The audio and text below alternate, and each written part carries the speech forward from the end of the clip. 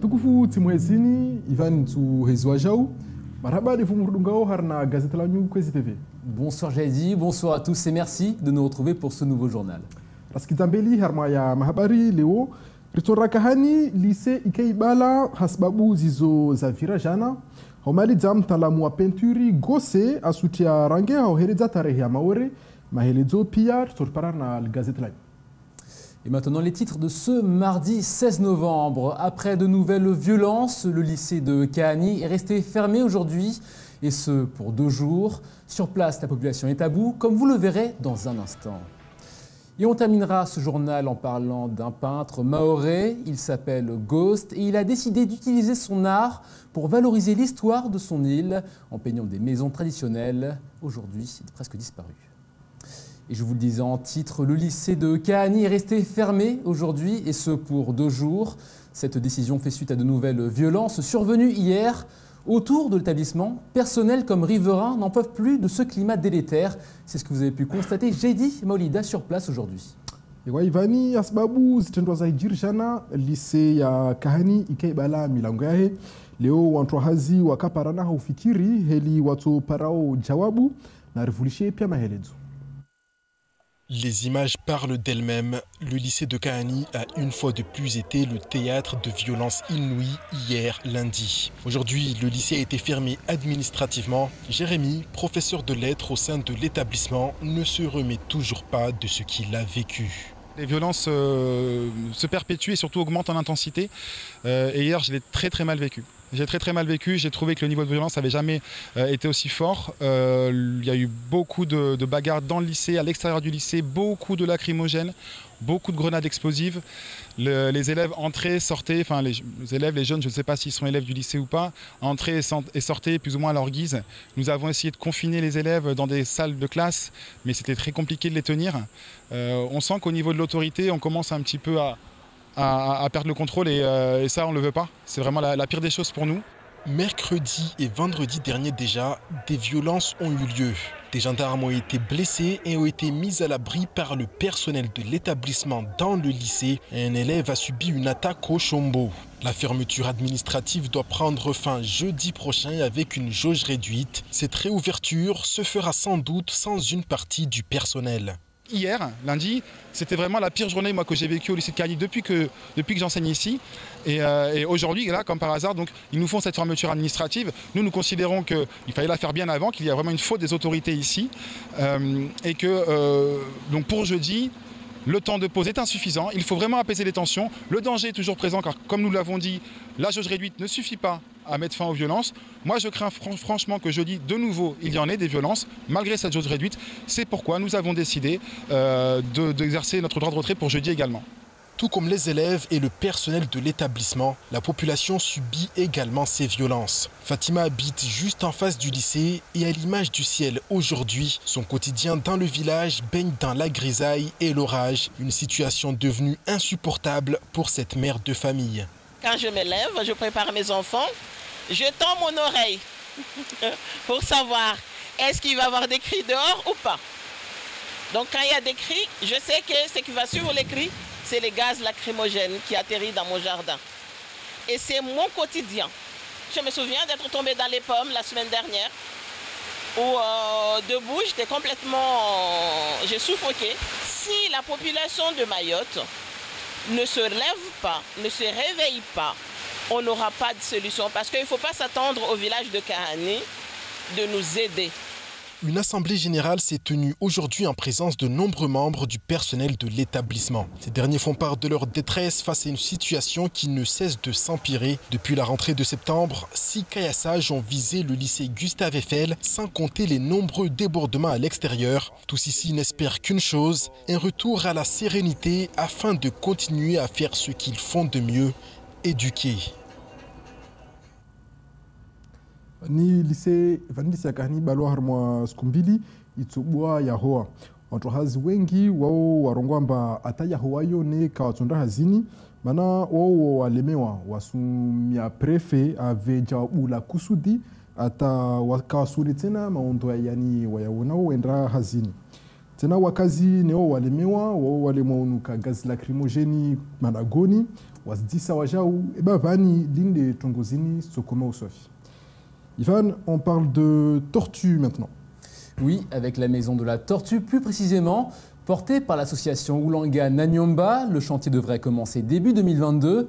En attendant, un formulaire est en ligne pour demander à la population ce qu'elle attend de cette infrastructure, car cette maison de la tortue ne servira pas seulement à la recherche et aux soins pour animaux. Écoutons à ce propos François Elipote, chargé d'études pour l'association Oulanga Nanyomba, au micro de Léonard Rodier. Alors voilà, ça va être un bâtiment en forme de U, où on voit sur la droite de la photo la partie laboratoire à l'étage, ensuite des bureaux, et sur la gauche la partie maison de la tortue, vous voyez avec cette baie vitrée. Et donc depuis l'accueil du public, on va pouvoir voir les bassins de soins. Alors là, on n'a pas schématisé tout le dispositif de pompage, les bassins vont être un peu différents, mais on a l'idée, et là on fait d'eau à la Vasière des Badamiers.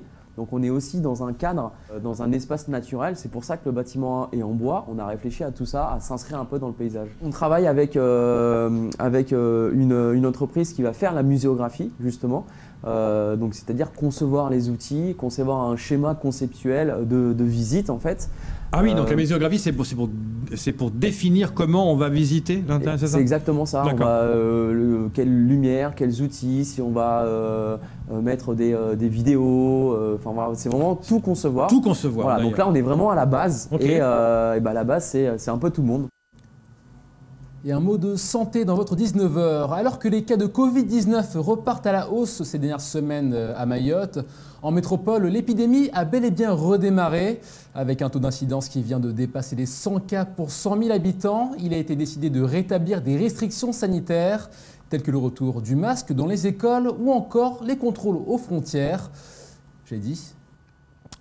Harmwa zaria mpya zini za Tanzania serikali ya Faransa itotunda wao walao harmwa tizangina watangi tena maski zirgia mona zidikoli na madagu yalona wantu wengi walona bila covid bani harmwa mfumo moja wantu walona covid wa hengezeha harmwa nukta 30 na shinda harmwa 100 vavo wajeni lazimu nikao za Faransa wafanye testi tena testizo lazimu ike amba kavira suku moja rangu yafanyilo. Et maintenant, j'ai dit, place au reste de l'actualité de ce mardi 16 novembre. Oui, Ivan, hau kutir tulagwa mkataba wasinyiwa leo na OFB hau hifadhi Ulanga tena mwendo wa bibila covid ilvungu hamwana pavi shashitu harma shiso yatu tena wanatsa wengi kawasitosheha harma shahula na rungia maherezo pia vamoja na Leslie Vimene. Le premier séminaire régional de l'Office français de la biodiversité dans l'océan Indien s'est tenu à Mayotte du 3 au 5 novembre. Il a permis de préparer une feuille de route pour l'OFB dans les territoires français de l'océan Indien, Mayotte, La Réunion et les Tahaf. Il s'est conclu par un rassemblement de tous les partenaires de l'OFB à Mayotte et la signature d'une nouvelle convention de coopération avec le préfet, la première de tous les Outre-mer. 2 agents du service départemental de Mayotte ont été décorés de la médaille d'honneur de l'OFB. Sidi Naouir et Prince Aruna. La présence de nombreux inspecteurs de l'environnement sur l'île a donné lieu à des actions de police soutenues par les militaires de la gendarmerie. Les contrôles ont notamment porté sur les espèces protégées, les stations d'épuration, les cours d'eau et les zones humides. Les services de Mayotte seront désormais régulièrement renforcés par ceux de la Réunion. Ils sont ponctuellement appuyés par les équipes nationales et mènent conjointement des opérations sur les milieux naturels. Au cours de la semaine du 6 au 12 novembre, 92 cas de Covid-19 confirmés ont été identifiés parmi les patients domiciliés à Mayotte. Le taux d'incidence redescend à 32,9 cas pour 100 000 habitants contre 42,2 cas pour 100 000 habitants la semaine glissante du 30 octobre au 5 novembre. Le taux de positivité est égal à 2,4% contre 3,6% la semaine glissante précédente. L'ARS assure néanmoins que ces indicateurs ne doivent pas faire baisser la vigilance. La situation appelle à rester prudent dans l'application des gestes barrières au quotidien et dans toutes les circonstances afin de contenir l'épidémie à Mayotte. Le masque doit être porté dans les lieux ouverts à très forte densité, ne permettant pas de garantir une distance minimale de 2 mètres et dans les lieux clos pour éviter une transmission du virus. Les limitations de regroupement de plus de 10 personnes doivent être strictement respectées. Il est important de se faire dépister dès lors qu'on a été en contact avec une personne testée positive et dès qu'on présente un des symptômes évocateurs de la maladie et au moindre doute même sans symptômes. La malnutrition par carence reste méconnue à Mayotte. Elle apparaît lorsqu'un individu ne mange pas assez par rapport à ses besoins. À Mayotte, on retrouve les mêmes publics touchés par la dénutrition que sur le territoire métropolitain, mais l'île est le seul département français à être touché de manière importante par la dénutrition de l'enfant. Environ 8% des enfants de moins de 6 ans sont concernés. La dénutrition infantile entraîne des séquelles physiques, parfois mentales. Dans les stades les plus sévères, le pronostic vital de l'enfant peut être mis en jeu. Pour assurer la meilleure prise en charge possible de ces enfants, depuis fin 2018, un dispositif a été déployé sur l'île en partenariat avec le CHM, la PMI et la Croix-Rouge française. Par ailleurs, la semaine nationale de la dénutrition se tient du 12 au 21 novembre et est l'occasion de sensibiliser les citoyens comme les professionnels du soin et de l'accompagnement à propos des enjeux, actions préventives et traitement de cette maladie. Ateliers de dépistage, échanges et sensibilisation autour de cette thématique. Ateliers de composition de menus. Durant 10 jours, les actions vont se multiplier aux 4 coins de l'île. Et maintenant, on va parler d'un sujet qui vous est cher, j'ai dit, le sport avec le Pass Sport. Ce dispositif qui a vocation à relancer l'activité sportive grâce à une aide financière pour les jeunes. Le ministère des Sports espère ainsi avoir de nouveaux inscrits bénéficiant d'une exonération d'une partie du coût de leur licence. À Mayotte, le passeport est disponible, même s'il existe des conditions pour y avoir accès. Écoutons justement à ce propos Madeleine Delapierre, la directrice de la Dragesse. Ça fonctionne ici à Mayotte par un courrier, c'est un circuit un petit peu compliqué, par un courrier qui a été transmis par la Caisse nationale d'allocation familiale aux familles qui bénéficient de l'allocation de rentrée scolaire.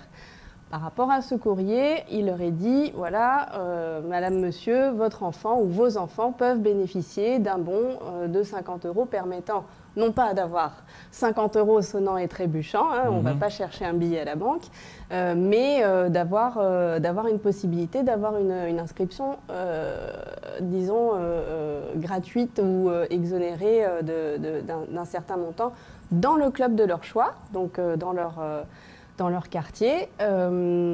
Lorsqu'il n'y a pas de coût, parce que ça peut arriver dans la politique du club, lorsqu'il n'y a pas de coût imposé ni de cotisation, alors le club peut récupérer quand même ce bon-là et en profiter pour ensuite acheter de l'équipement pour les activités et la pratique des inscrits et de ses membres.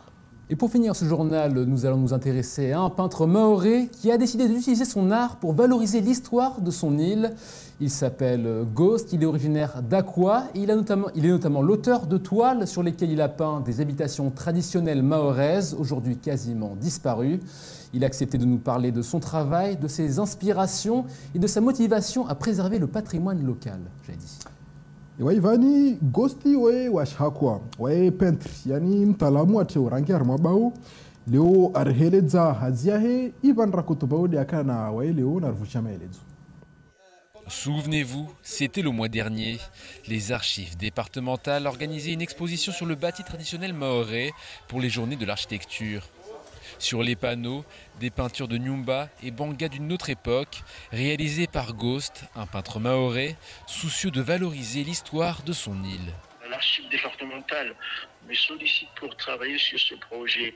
Il y a 2 ans de cela, on avait déjà travaillé ensemble sur le livre qui s'intitule « L'histoire d'esclaves à Mayotte et dans sa région ».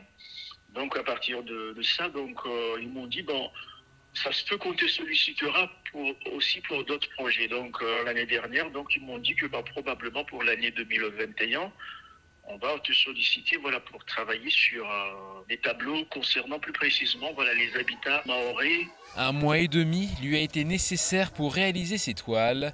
Et pour arriver à un tel réalisme, Ghost a pu être guidé par des témoignages d'anciens, des photos d'archives et même par ses propres souvenirs d'enfance. Arrivé à l'âge de 11 ans, par exemple, c'est parmi des exemples, hein, il y a nos enfants qui nous ont sollicité à aller construire notre propre maison, c'est-à-dire notre banga. On a réussi à construire quelque chose qui nous appartient et puis quelque chose qui nous donne, disons, cette forme d'indépendance. Donc pour moi, ça fait parmi des choses qui m'ont tellement marqué. Marqué par son histoire, Ghost voudrait qu'il en soit autant pour les jeunes générations. Il a donc organisé avec les archives départementales une exposition de ses œuvres, dont le vernissage se déroule demain après-midi au collège de Dzoumogné. C'est une exposition qui est ouverte à tout public. Vous aurez la chance de venir voir des tableaux qui montrent un petit peu la vie et puis l'habitat des Mahorais. Il y a, je sais pas, je pense dans les années 60, 70, voire même les années 50. Et pour conserver l'héritage de ces années révolues, Ghost entend laisser ses œuvres 2 semaines à Dzumonier avant de les exposer ailleurs dans le département. Riskiavani Ghosti we hangiha narange aheleza tarehe ya Maore na rasilimali yetu. Waye mtaalamu harna ufanya penturi za nyumba za hali. Wani conseil departementali itsaha imnunushie bauzahe haumbausheu tena pare rasilimali ya Maore likizwe mbeli. Bauzahe zini zitoonesha harmwazi koleji za Maore vankamwe stoka koleji ya Dzumonier harmwa mifumo mili. Merci Jaidi pour toutes ces explications toujours très claires. C'est la fin de cette édition. Merci de l'avoir suivi. Demain, vous retrouverez Yousra, Madali et Jaidi Maolida dès 19h. D'ici là, passez une excellente soirée sur Kwezi. Marhaba defo mardungarna al-gazet lanyu mesonzokana Yousra Mahadali mbeni mahabari ukwa hairi.